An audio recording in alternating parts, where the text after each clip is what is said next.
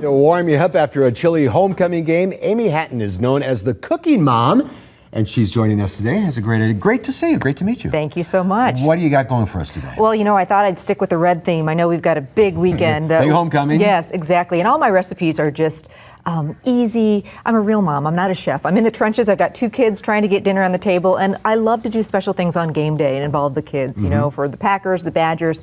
You know, they want to watch too. They want to get into it. So you don't be stuck in the kitchen while the game's on. And I've had that happen before, and I hate that. They're all screaming, and it's like, what did I miss? What happened? Yeah, so this is a great one.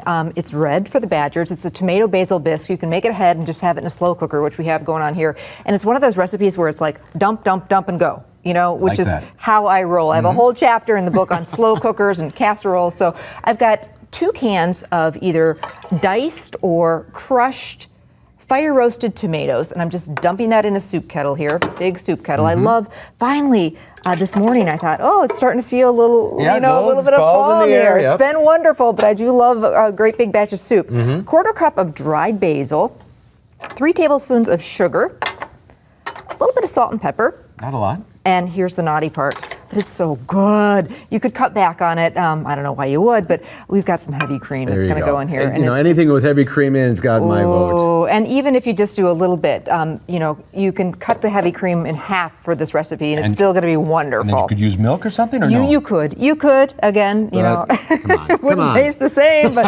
anyway, you let that simmer, and then we've got it over here in a slow cooker, so you can do this even the night before and just keep it nice and warm. Now, when it's nice and warm like this, in goes some cheese. We've got a cup of shredded mozzarella cheese in here, and that's going to get all ooey and gooey and melty, and you know we love our cheese in Wisconsin. Absolutely. And we're done. I told you, how easy is that? Yeah, exactly. So keep this nice and warm in a slow cooker. Serve it with breadsticks or French bread, or I picked up some already done. I'm a big fan of just using what's already in the grocery store. To, you know, I say you don't have to do it all. Right. You can just do a few things, and you know, still look like a rock star, and I'm all about looking like a rock star, you know. Who isn't, right? And this is so easy. You could get it ready before the game, you come home and you got it ready for afterward. Absolutely. A little bit of maybe fresh Parmesan cheese just on top, just, you know, because it tastes so good and it looks pretty, and maybe a little bit of a garnish of fresh basil. But I brought along some other just fun ideas, you know, with your spinach dip.